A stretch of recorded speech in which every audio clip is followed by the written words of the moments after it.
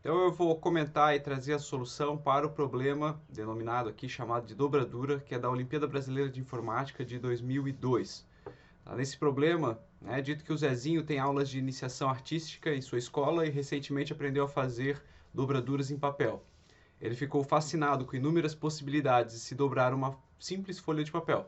Como o Zezinho gosta muito de matemática, resolveu inventar um quebra-cabeça que envolve essas dobraduras.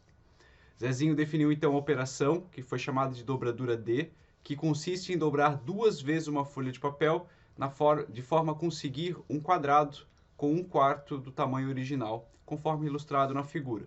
Então aqui tem uma folha quadrada, ele dobra uma vez, né, em duas metades, e esse resultado também é dobrado novamente em duas metades. A dobradura D, então, é essa dobra dupla que acontece no papel. Depois de repetir N vezes esta operação de dobradura D, tá, sobre o papel, Zezinho cortou o quadrado resultante com um corte vertical e um horizontal, conforme a figura abaixo. Então, o resultado aqui dessa dobradura, ele depois corta ali duas vezes, uma horizontal e uma vertical. Zezinho lançou então um desafio aos seus colegas. Quem adivinha quantos pedaços de papel foram produzidos? Então, esse problema envolve a leitura de um número, um valor n aqui, que ele vai determinar quantas vezes é realizada essa dobradura dupla, essa dobradura D, depois o corte do papel, e tem que saber quantos pedaços de papel vão ser resultantes aí desse corte. Parece óbvio, né, a princípio, mas veja que não é tão óbvio assim. Inclusive aqui, né, nas entradas de teste, é colocado que quando a entrada for 1, o resultado dá 9, né? Quando o resultado aqui, a entrada for 0, o resultado dá 4. Aqui já cabe uma grande interpretação dos resultados. Tá? Essa entrada 0 é óbvio que o resultado dá 4, porque aqui, né, sem nenhuma dobradura no papel, se eu cortar ele nessas duas formas de corte, me resulta 4 pedaços de papel. Né? Então esse papel vai estar dividido em 4. Quando eu dobro uma dobradura D, tá? O resultado dá 9 aqui, pelo exemplo. E é preciso realmente interpretar esse resultado para conseguir estar criando o algoritmo. Então, inicialmente, eu trago aqui um pedaço de papel. Tá? Não vou fazer uma dobradura D. Inicialmente, eu vou fazer só uma dobradura. Dobrar uma vez apenas ele. Tá? Essa não é uma dobradura D. E eu vou cortar esse papel conforme é ilustrado no problema. Então é um corte aqui, vou cortar aqui mais ou menos na metade, e depois um corte aqui, deixa eu só cuidar aqui um pouquinho. E às vezes só olhando aqui, né, como eu dobrei na metade, poderia estar esperando, se eu tivesse nenhuma dobradura eu teria 4 pedaços, aqui que eu dobrei eu vou ter 8, e não é isso que acontece. Veja aqui o resultado. Então, olhando os pedaços de papel, agora juntando, né? Então, eu desdobrei ali, coloquei um do lado do outro. Eu vejo que aquilo que talvez, no óbvio, seria 8 pedaços de papel resultante, na verdade são 6, porque veja ali os que ficaram com a dobradura, né? Eu não corto onde foi dobrado, né? Então, acaba ficando ali uns pedaços maiores do que outros, né? Mesmo que eu cortasse exatamente no mesmo tamanho, da mesma forma. Essa parte que ficou a dobradura acabou ficando duplo ali, né? Um tamanho aí que é o dobro dos demais pedaços. Isso influencia na quantidade de pedaços resultantes. Então acaba ficando apenas 6 pedaços resultantes ali quando eu fiz essa dobra simples. Mas no problema em si, ele é uma dobra dupla. Então, inicialmente, eu acho que é importante nesse tipo de problema, às vezes pegar e imaginar, ou se conseguir, né, efetivar realmente, pegar aqui como eu estou fazendo um pedaço de papel, para poder interpretar melhor esses resultados, para depois poder ficar elaborando o algoritmo para a solução. Tá? Então, vou pegar aqui um outro pedaço de papel, vou fazer agora a dobra D, essa dobra dupla. Então, dobrei uma vez, dobrei duas, vou fazer o corte e vamos ver o resultado. Como resultado é possível observar que eu tive outro comportamento nessa dobradura, né, onde eu consegui eu acabei tendo ainda esses 4 pedacinhos menores, mas eu acabei tendo agora o dobro de pedacinhos duplos, e eu tenho também um pedaço que é um pedaço quádruplo ali do recorte, bem maior então que os outros. Com isso eu tive um total de 4, 8, 9 pedacinhos, né? Tamanhos diferentes, mas são 9 pedaços. Tá? Então eu tenho que observar que quando eu faço as dobraduras, eu tenho que imaginar o resultado da dobradura, porque ali vai ficar algum quadrado maior, algum pedaço de papel maior, tá? E isso interfere no resultado. Tá? Essa é uma forma então de... Eu trouxe o problema do imaginário aí, que foi citado, eu trouxe aqui assim para trazer uma conotação física, para poder imaginar o que acontece e entender um pouco aqueles resultados. Tá? Essa é uma forma que é possível aí de experimentar, conseguir imaginar onde ficaram as dobras para poder estar propondo a solução, como evolui esses recortes, esses pedaços de papel a partir dessas dobraduras. Bom, a partir do entendimento que se tem com relação àqueles pedaços, eu teria que identificar cada vez que eu fizer uma dobradura dupla, quantos números eu teria ali, quantos pedaços de papel eu teria. Com base nisso, eu consigo identificar alguma questão lógica, que assim, alguma sequência que eu vou ter que explorar no meu algoritmo. Inicialmente aqui, o problema já dizia, né, que quando eu tenho 0 dobraduras dá 4 pedaços, quando eu tenho uma dobradura dá 9 pedaços. Eu criei aqui assim também, identifiquei, né, que com 2 dobraduras duplas eu teria 25 pedaços, e com 3 dobraduras duplas eu teria 81 pedaços. Tá? Eu acho que mais do que isso já fica impraticável, né, até mesmo executar aqui nos pedaços de papel para poder estar extraindo esses valores. Mas até 3 dobraduras duplas já dá para recortar e contar ali os pedacinhos para saber esses valores. Tá? Mas com isso eu identifiquei essa sequência aqui, né, com esse aumento da quantidade de dobraduras duplas, qual que é o aumento na quantidade de pedaços. Tá? E com base nisso eu vou ter que vou ter que interpretar para ver se tem alguma evolução aqui. Tá? Eu vejo que, inicialmente, até dá para ver que existe alguma questão aqui envolvendo uma potência, tá? De elevar algum valor ao quadrado. Por exemplo, esse aqui, né, a raiz quadrada de 9 é 3. Né? Então, eu posso até imaginar que 3 ao quadrado é igual a 9, ou a raiz quadrada de 9. Então, peguei esse 9 aqui, eu vejo que é o 3 ao quadrado. Né? Tem até uma relação aqui, ó, o 25. 25 é o quê? É o 5, a raiz quadrada de 5, de 25, melhor dizendo. Né? Eu também tenho aqui assim, ó, 81. É o quê? É o... Opa, 9 ao quadrado. Isso daqui é a raiz quadrada de 81. Né? Então, tem alguma relação aqui associada com essas bases aqui. Base 3, base 5, a base 9. Tá? Eu consigo ver aqui porque eu vejo que é tudo, né, todos os números aqui, é comum ter essa questão de trabalhar uma raiz quadrada, tem que ter um reconhecimento aqui numérico, tá? Até vale dizer aqui que esse 4, né, o 4 também ali eu posso dizer que é o 2 ao quadrado, é igual a raiz quadrada de 4. Então também tem essa relação desde o começo ali com essa raiz quadrada. Tá? Então aqui essa base 2 também eu posso utilizar. Tá?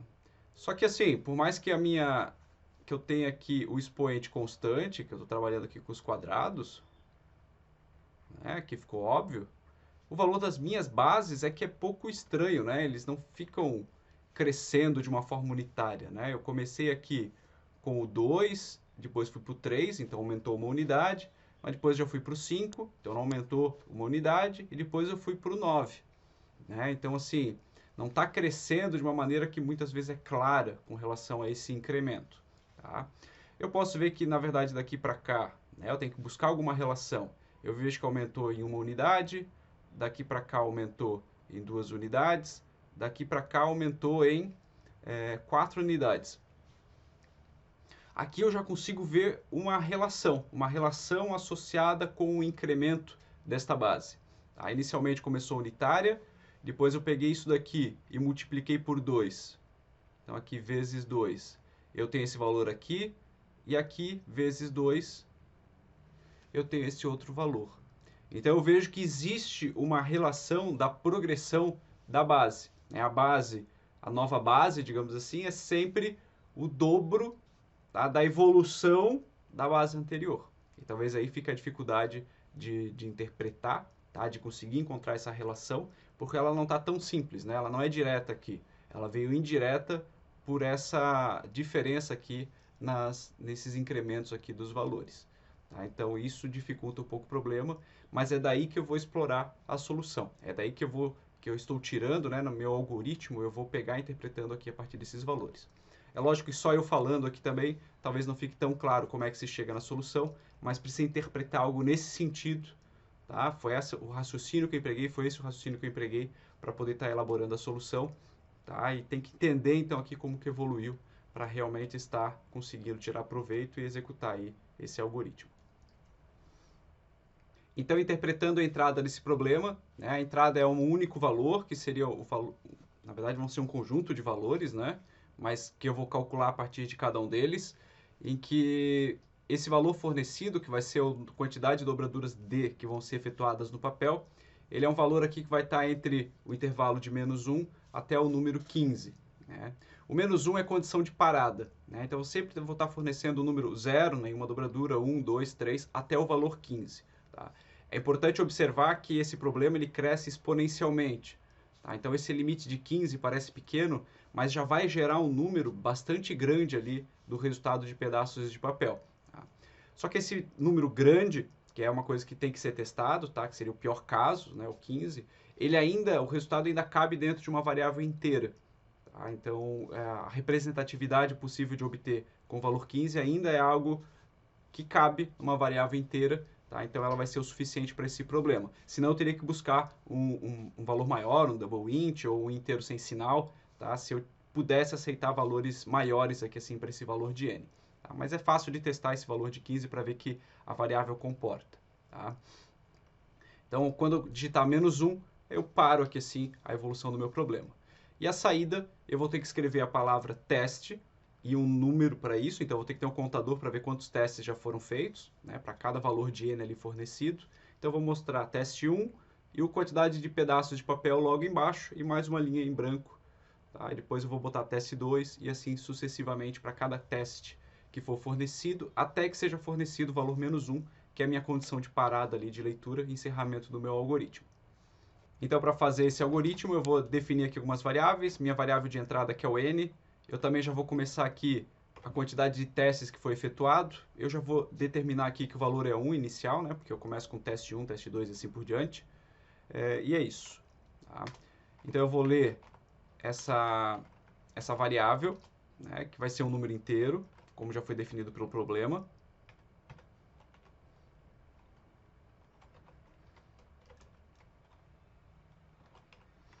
Tá? Já li a variável.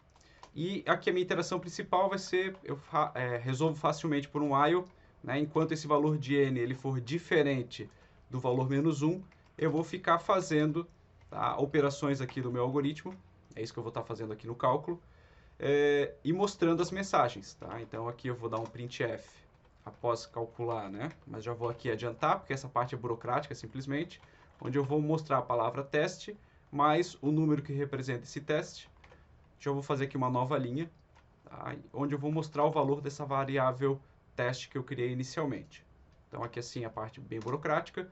Eu também vou fazer esse teste mais aqui para incrementar essa variável. E aqui eu estaria mostrando o teste 1, teste 2, teste 3 e assim por diante. Depois de fazer isso, tá? Eu vou ter que mostrar o resultado do cálculo, mas eu ainda não vou fazer isso. Mas eu vou já ler um novo valor. Só dei um Ctrl+C, Ctrl+V aqui do scanf para fazer a leitura de um novo valor.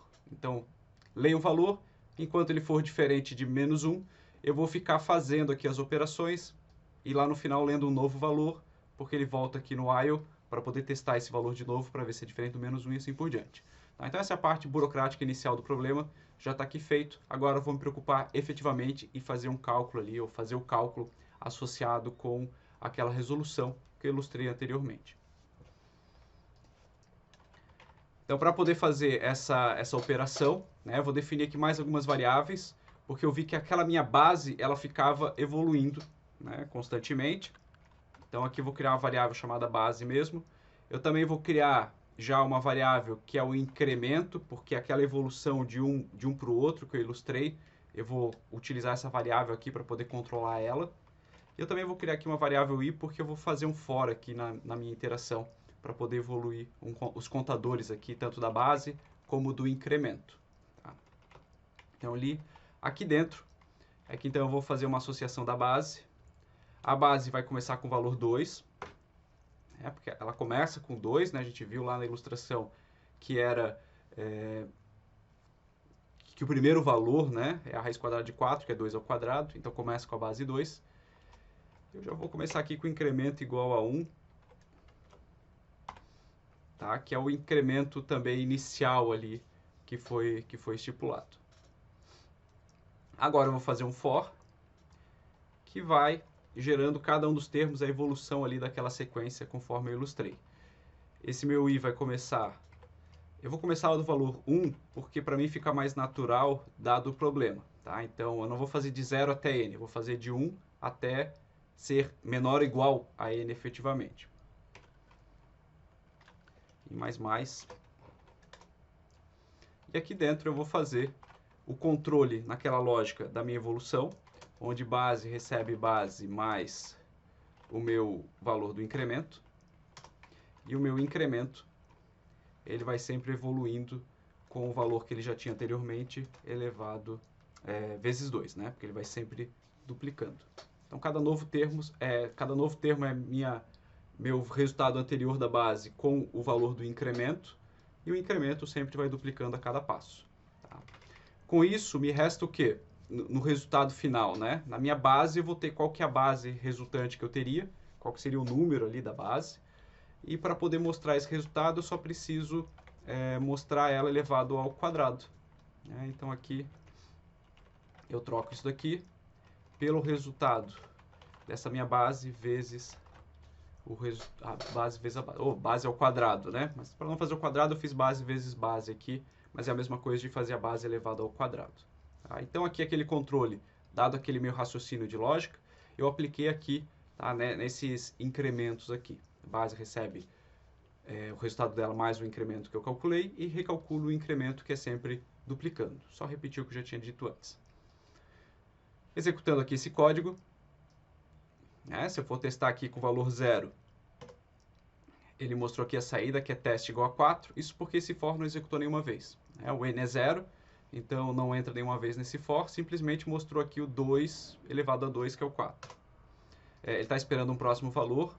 Tá? Eu vou colocar aqui o valor 1. Eu vejo ali que a saída é 9. Valor 2, a saída ali é o 25. Valor 3, a saída é o 81. Tá? Para ver como ficava impraticável um número maior, né? Se eu tivesse 4, já teria um número de pedaços de papel bastante complicado de fazer a contabilização. E o maior valor possível, que é o 15. Veja aí que dá um número bastante grande realmente na avaliação desse algoritmo, mas ainda é um número que cabe dentro de uma variável inteira. Tá? Então está comportando ali e é o suficiente. Menos 1 é a minha condição de parada ali para esse problema. Encerrou. Só vejo que eu também deveria ter feito mais um espaço em branco. Tá? Então, a saída ali que foi pedida era para deixar um espaço em branco entre a escrita de um teste e de um outro. Né? Então, coloquei aqui 2/n para poder comportar esse espaçamento que é devido, senão vai dar um erro de apresentação no caso aí da avaliação automática desse algoritmo. Eu vou fazer algumas pequenas alterações nesse código só para poder... seria assim, agora já está feito dessa maneira, eu podia deixar assim, mas digamos que eu gosto mais de escrever menos para poder ir mais rápido, né? Então eu poderia ter pensado já desde o começo em eliminar essa operação daqui e já ter feito aqui, o resultado vai ser o mesmo. Eu primeiro mostro, é importante conhecer como é que funciona esse operador mais, né? Porque primeiro eu vou mostrar o valor do teste nessa situação, depois eu vou incrementar. Então aqui inicialmente o teste vale 1, então eu vou mostrar aqui no primeiro teste 1, depois eu vou aumentar já essa variável para 2, mas eu já mostrei o valor 1. Depois eu vou mostrar ali o teste com o valor 2, e depois que eu vou incrementar. Então, vou mostrar o teste 2 e depois eu incremento o valor da variável teste para 3. O funcionamento é o mesmo que eu tinha anteriormente, né? Mas aqui eu já dispensei uma linha de código, tá? Nesta operação. Também poderia ter simplificado aqui, né? Que aqui o resultado é o mesmo, só que escrita menor. Tá? Então, eu fiz o incremento baseado. Isso daqui é a mesma coisa que eu tinha antes, né? São duas formas mais resumidas ali de fazer essa escrita. Testando o código, só para desencargo. Tá? Entrei aqui o valor 0, entrando aqui o valor 1, valor 3, valor menos 1. Tá? E o resultado aí não se alterou. Só escrevi um pouco menos, apenas umas dicas aí para escrever menos realmente. Mas tem ainda uma forma que eu posso deixar melhor ainda esse código. Tá? Se eu conseguir pensar ali a relação, criar uma equação que represente essa evolução da quantidade de pedaços. Ela é mais difícil de elaborar, né? A pessoa precisa realmente pensar na equação que representaria esse resultado. Eu não vou entrar em detalhes como é que eu chego nessa equação, né? A pessoa tem que criar esse raciocínio, mas ela é possível e ela dispensa toda essa parte aqui, ó, do meu código, de ficar acompanhando a evolução de acordo com o valor. Na verdade, ela vai ter um custo, uma complexidade de algoritmo 1, porque ela só faz o cálculo e não importa a quantidade de pedaços que é fornecido. Aqui, se eu pedir 15 pedaços de papel, esse meu for vai executar 15 vezes. Se eu pedir 10 pedaços, né, 10 dobraduras D, melhor dizendo, eu vou ter que rodar esse laço de repetição 10 vezes. Então tem um custo aí que vai depender da entrada, eu vou ter mais trabalho do computador para chegar nesse resultado. Já com essa equação que eu vou colocar aqui no meu código, isso daí é feito, bom, é feito um cálculo sempre de acordo com o valor que foi fornecido como entrada. Então, se eu fornecer 1, vai ser 1 de cálculo. Se eu fornecer 15 com valor de entrada, eu só vou ter que fazer o cálculo uma vez também. Então, ele tem um custo computacional muito mais eficiente. Mas é mais difícil de chegar nessa equação. Tá? Mas ela dispensaria todas essas variáveis aqui. Não preciso mais delas. Eu também não preciso de nada disso daqui. Tá?